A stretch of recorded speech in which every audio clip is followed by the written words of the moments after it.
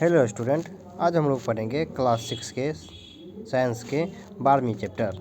ये chapter class 6 के लिए स्टूडेंट के लिए तो इम्पोर्टेंट है ही, साथ में जो स्टूडेंट सीटेट की तैयारी कर रहे हैं या यूपीएससी की तैयारी कर रहे हैं या कोई भी अदर गवर्नमेंट की एग्ज़ाम की तैयारी कर रहे हैं वो सभी स्टूडेंट के लिए ज़रूरी है। तो चलिए स्टार्ट करते हैं। इस वीडियो में जो मेन पॉइंट होंगे मैं उसको घेरा लगा दिया करूँगा। तो चलिए स्टार्ट करते हैं इस चैप्टर को। इस चैप्टर का नाम है विद्युत तथा परिपथ।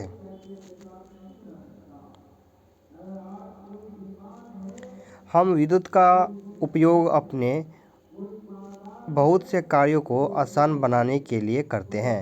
उदाहरण के लिए हम विद्युत का उपयोग कुएं से पंप द्वारा जल बाहर निकालने अथवा ज़मीन की सतह से जल को छत पर रखी हुई टंकी में पहुंचाने के लिए करते हैं।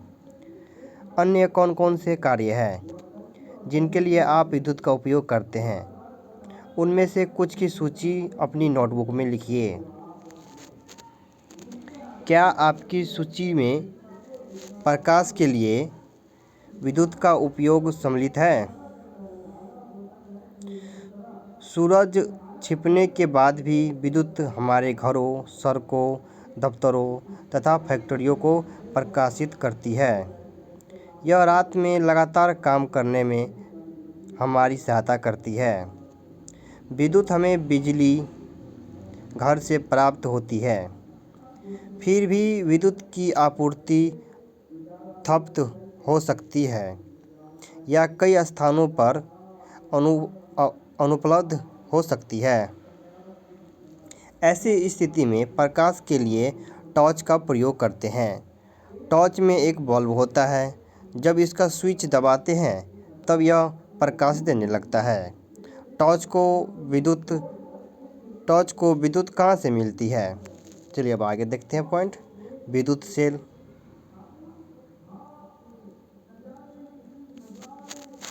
टॉर्च के बल्ब को विद्युत सेल से मिलती है। विद्युत सेल का उपयोग विद्युत स्रोत के रूप में अलार्म,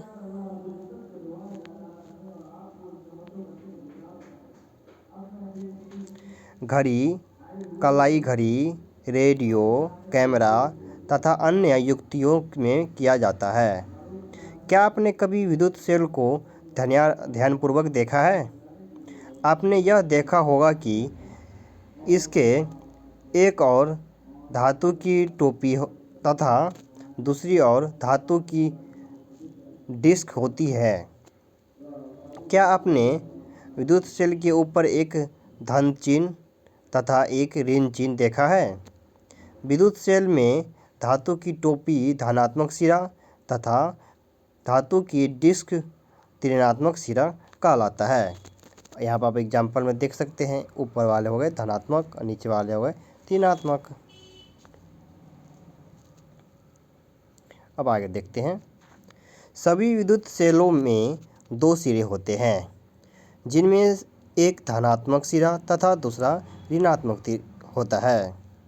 विद्युत सेल में संचित रासायनिक पदार्थों से सेल विद्युत उत्पन्न करता है। जब विद्युत सेल में संचित रासायनिक पदार्थ इस्तेमाल कर लिए जाते हैं तब विद्युत सेल विद्युत पैदा करना बंद कर देता है। तब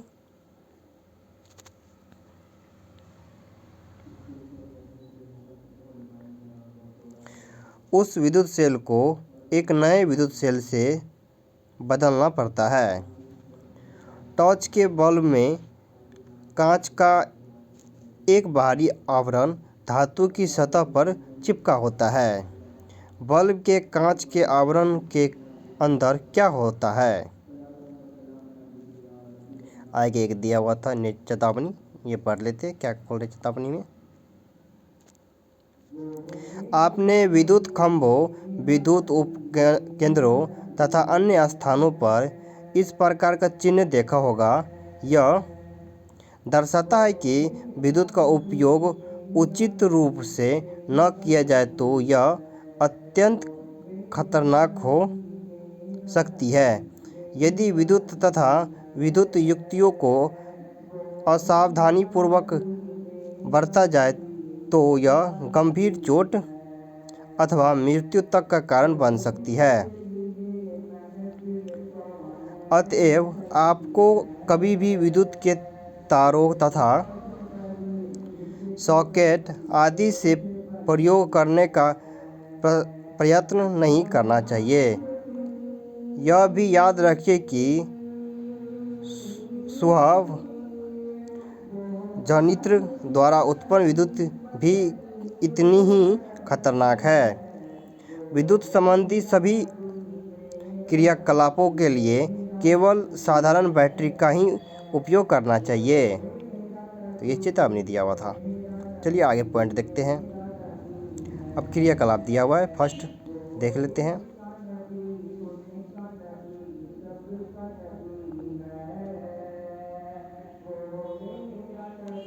एक टॉर्च लीजिए तथा इसके बल्ब के भीतर देखिए।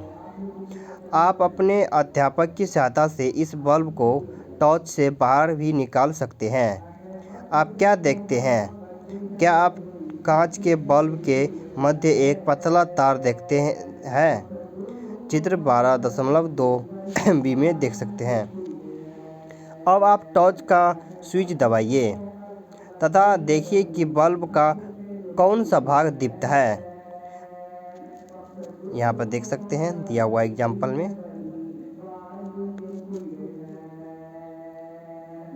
अब आगे देखते हैं।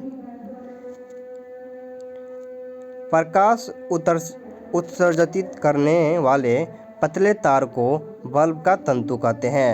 अब तंतु किसे कहते हैं तो आप देख सकते हैं।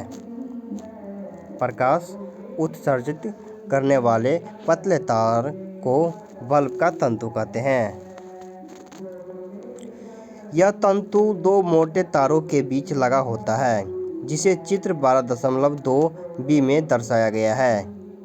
ये मोटे तार तंतु को आधार प्रदान करते हैं।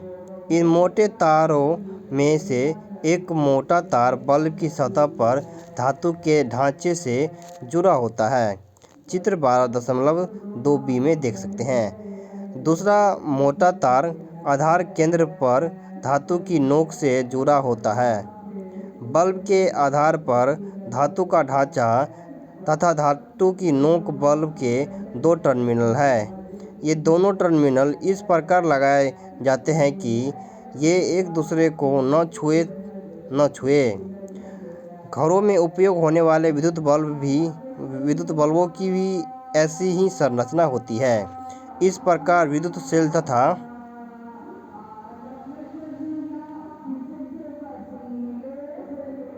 विद्युत बल्ब दोनों में ही दो टर्मिनल होते हैं। इनमें ये दो टर्मिनल क्यों होते हैं? चेतावनी देख लेते हैं। विद्युत सेल के दो टर्मिनलों से जुड़े तारों को स्विच तथा बल्ब जैसी युक्तियों को बीच में जोड़े बिना आपस में कदापि न मिलाएं। यदि आप ऐसा करेंगे तो विद्युत सेल के रासायनिक पदार्थ बड़ी तेजी से खर्च हो जाएंगे और सेल कार्य करना बंद कर देंगे। अब आगे पॉइंट देखते हैं। विद्युत सेल से जुड़ा हुआ बल्ब। आइए विद्युत सेल का उपयोग करके एक बल्ब को जलाने का प्रयास करते हैं। ऐसा हम किस प्रकार करते हैं? क्रियाकलाप सेकंड देख सकते हैं। विभिन्न रंगों के प्लास्टिक का आवरण चढ़े विद्युत तार के 4 टुकड़े लीजिए। प्रत्येक तार के टुकड़े के दोनों सिरों से प्लास्टिक आवरण को हटा दीजिए। इस प्रकार दोनों सिरों पर धातु का तार अनावृत हो जाएगा। तार के अनावृत भागों को विद्युत सेल तथा बल्ब से चित्र 12.3 तथा 12.4 में दर्शाए गए अनुसार जोड़ दीजिए। यहाँ पर देखिए चित्र दिया हुआ है, इस अनुसार जोड़ सकते हैं।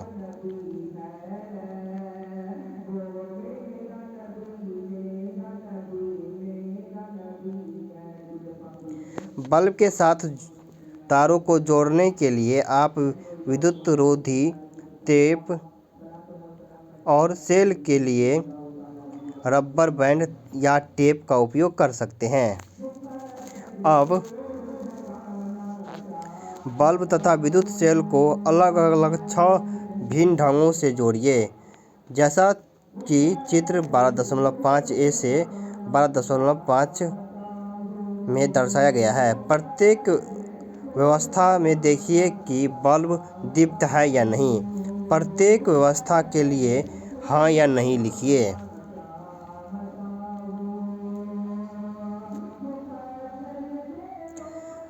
अब उन व्यवस्थाओं को ध्यानपूर्वक देखिए जिनमें बल्ब दीप्त होता है।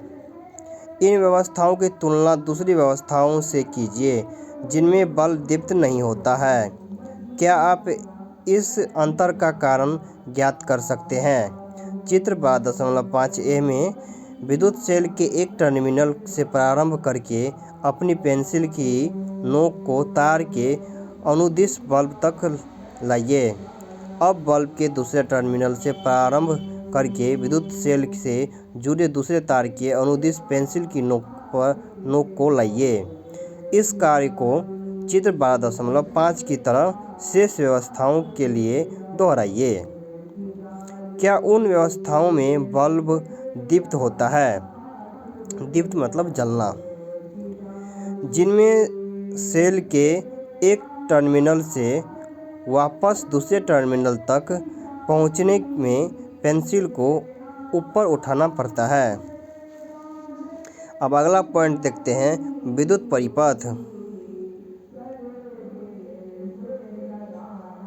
क्रियाकलाप सेकंड में आपने विद्युत सेल के एक टर्मिनल को तार द्वारा बल्ब से होते हुए विद्युत सेल के दूसरे टर्मिनल से जोड़ा।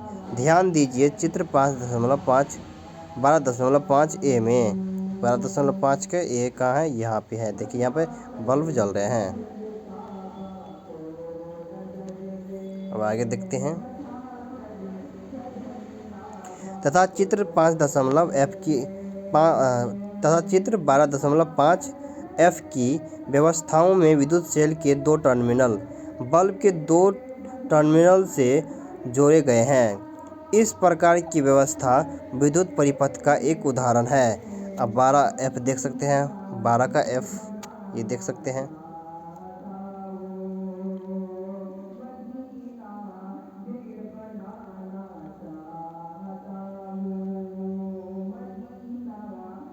अब आगे देखते हैं।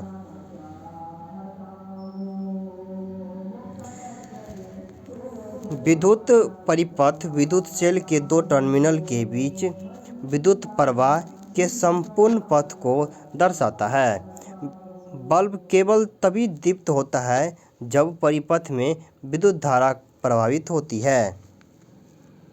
किसी विद्युत परिपथ में चित्र 12.6 में दर्शाए गए अनुसार विद्युत धारा की दिशा विद्युत सेल के प्लस टर्मिनल से माइनस टर्मिनल की ओर होता है।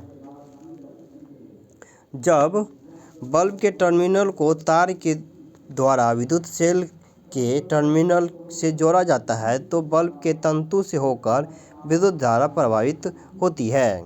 यह बल्ब को दीप्तमान करती है। कभी कभी विद्युत बल्ब विद्युत सेल से जुड़े होने पर भी दीप्त नहीं होता। ऐसा बल्ब के फ्यूज होने के कारण हो सकता है। फ्यूज बल्ब को ध्यानपूर्वक देखिए। क्या इसका तंतु अक्षुण्ण है?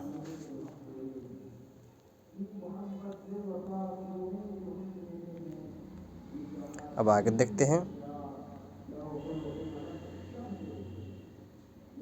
विद्युत बल्ब कई कारणों से फ्यूज हो सकता है। इनमें से एक कारण है बल्ब के तंतु का खंडित होना। बल्ब का तंतु खंडित होने के कारण विद्युत सेल के टर्मिनलों के बीच विद्युत धारा का परिपथ टूट जाता है। इसीलिए फ्यूज बल्ब इसके तंतु से विद्युत धारा प्रवाहित न होने के कारण दीप्तमान नहीं होता है।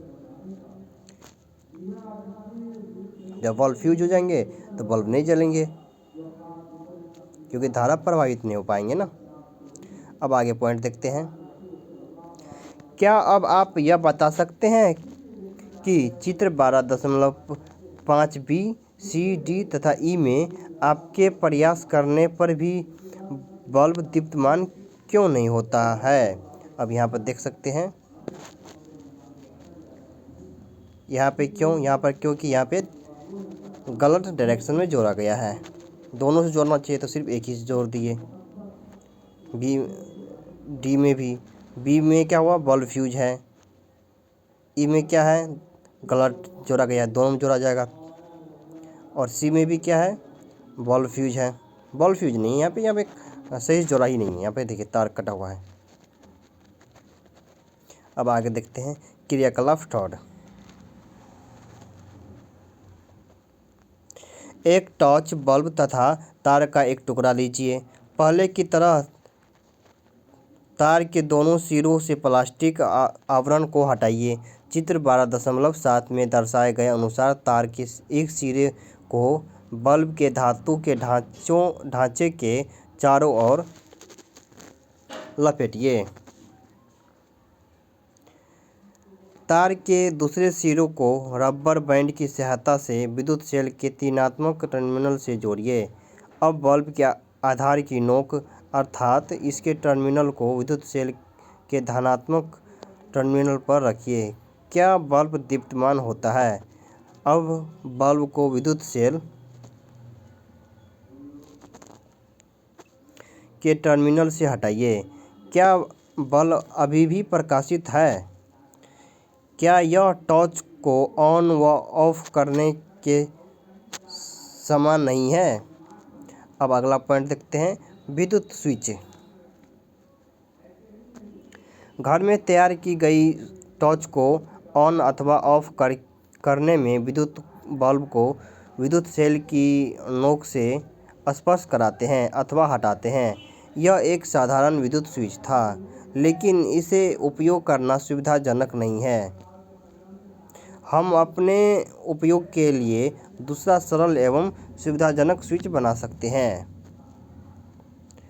अब यहाँ पे एग्जाम्पल दिया हुआ है जो अपने लोग नहीं देखेंगे, उतना ज़रूरी नहीं है। एग्जाम्पल नंबर 4 को छोड़ देंगे जो इतना एग्जाम्पल नहीं है। अब आगे पॉइंट यहाँ से देखेंगे। अगला पॉइंट, विद्युत चालक तथा विद्युत रोधक। हमने अपने सभी क्रियाकलापों में परिपथ को पूरा करने के लिए धातु के तार उपयोग किए थे।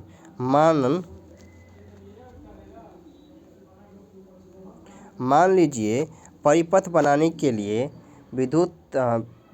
लिए धातु के तार के स्थान पर हम सूती धागे का उपयोग करते हैं। क्या आप सोचते हैं इस अवस्था में बल्ब दीप्तमान होगा? विद्युत धारा के प्रवाह के लिए परिपथ में किस प्रकार के पदार्थ का उपयोग किया जा सकता है? आइए इसका पता लगाते हैं। तो यहाँ पर क्रियाकलाप करके आप पता लगा सकते हैं। क्योंकि अपना लोग इतना एग्जाम्पल इतना ज़रूरी नहीं है तो क्रियाकलाप 5 भी छोड़ देंगे। इसमें कि इस क्रियाकलाप में ये बता रहे हैं कि आप यहाँ पर जो है ना एक बैटरी दिया हुआ है, एक बैटरी के सिरा से एक बल्ब को जोड़ दिया है, बल्ब के दूसरे सिरा से बीच में कोई आप मेटल दे सकते हैं या नॉन मेटल कुछ भी दे सकते हैं, धातु अधातु कोई भी पदार्थ दे के, और बैटरी के दूसरे सिरे से जोड़ के देखिए बल्ब जल रहा है कि नहीं, ऐसे आप चेक कर सकते हैं। तो वही चेक करने के लिए बोल रहे हैं, जो कि इतना ज़रूरी नहीं है, इसीलिए इसको नहीं पढ़ेंगे। यहाँ पर आप देख सकते हैं ये टॉर्च के लिए टॉर्च का दिया हुआ गया है इमेज, अंदर से ऐसे ही होते हैं टॉर्च। अब चलिए अगला पॉइंट देखते हैं। यहाँ पर इसको आप फिल कर सकते हैं। स्विच के स्थान पर उपयोग की गई वस्तु पदार्थ जिसका यह बना है बल्ब जलता है। यहाँ पर से स्केल प्लास्टिक, बल्ब जलेगा नहीं जलेगा। माचिस की तीली नहीं जलेगा। कांच की चूड़ी नहीं जलेगा। लोहे की कील जलेगा। अब अगला पॉइंट देखते हैं, पढ़ते हैं, चलिए। क्या आप पाते हैं परीक्षण के लिए उपयोग किए गए कुछ पदार्थों से तारों के स्वतंत्र सिरे लगाने पर बल्ब नहीं जलता है। इसका अर्थ यह है कि ये पदार्थ विद्युत धारा को अपने अंदर से प्रवाहित नहीं होने देते हैं। इसके विपरीत बल्ब के जलने से यह पता चलता है कि कुछ पदार्थ अपने अंदर से विद्युत धारा को प्रवाह होने देते हैं। जो पदार्थ विद्युत धारा का प्रवाह होने देते हैं वे विद्युत चालक ये मैं पॉइंट नोट कर सकते हैं। विद्युत चालक विद्युत रोधक अपने अंदर से विद्युत धारा को प्रभावित नहीं होने देते हैं। सारणी 12.1 की सहायता से उन पदार्थों के नाम बताइए जो विद्युत चालक है और उन पदार्थों के जो विद्युत रोधक है। अब विद्युत रोधक किसे कहते हैं, विद्युत चालक किसे कहते हैं, तो आप बता सकते हैं। विद्युत रोधक उसे कहते हैं जो अपने से होकर विद्युत को प्रवाहित नहीं होने देते हैं, जैसे लकड़ी, प्लास्टिक, ये सब हो गए, कांच। और धातु के विद्युत चालक किसे कहते हैं, जो अपने से होकर विद्युत को प्रवाहित होने देते हैं। तो चलिए आगे पॉइंट देखते हैं।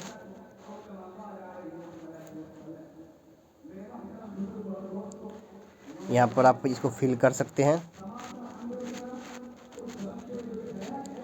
अब अगला पॉइंट देखते हैं। आपने क्या निष्कर्ष निकाले हैं? कौन से पदार्थ विद्युत चालक है और कौन से विद्युत रोधक?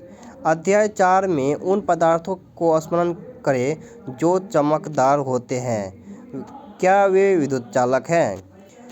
अब आप सारणी से समझ सकते हैं कि तारों को बनाने के लिए तांबा, एल्युमिनियम तथा अन्य धातुएं क्यों प्रयुक्त की जाती है। आइए क्रियाकलाप 4 को स्मरण करके, जिसमें हमने स्विच के साथ एक परिपथ बनाया था। अब स्विच खुली स्थिति में था, तब क्या दो डाइंग पिन थर्मोकोल शीट से जुड़े हुए नहीं थे, परंतु आप जानते हैं कि थर्मोकोल एक विद्युत रोधक है। रिक्त स्थान में जब वायु होती है तब क्या होता है? चूँकि स्विच के दो थ्राइंग पिन के बीच में जब केवल वायु थी तो बल्ब नहीं जलता। इसका तात्पर्य है कि वायु भी विद्युत रोधक है। विद्युत चालक तथा विद्युत रोधक हमारे लिए समान रूप से महत्वपूर्ण है। स्विच विद्युत प्लग, सॉकेट, सुचालक पदार्थ से बनाए जाते हैं।